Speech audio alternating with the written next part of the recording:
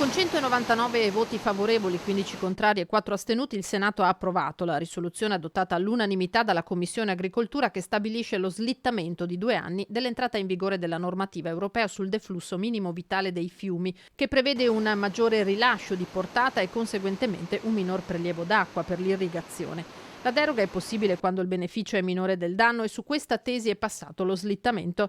L'Italia e il Veneto, secondo il presidente della Commissione Agricoltura, il trevigiano Giampaolo Vallardi, non può permettersi in questo momento di togliere nutrimento alle colture. E non è un argomento assolutamente semplice, in un momento anche molto difficile e molto delicato, che è quello dei cambiamenti climatici. Tantissimi sono i danni che abbiamo avuto, che i nostri contadini, che i nostri agricoltori hanno subito in questi anni dai cambiamenti climatici, però il peggiore dei problemi è quello dell'aumento della siccità nei nostri territori.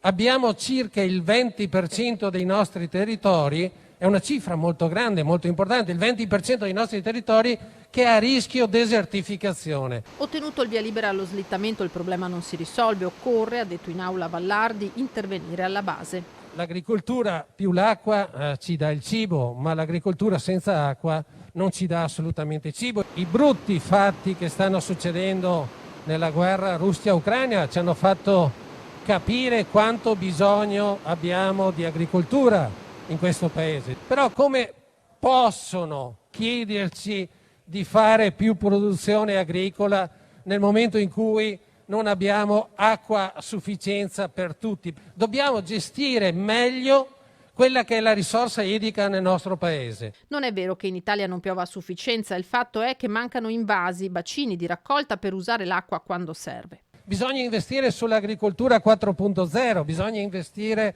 sui nuovi metodi irrigui, bisogna investire sugli invasi, perché l'acqua nel nostro paese arriva. È molto semplice risolvere la questione. Servono soldi a disposizione.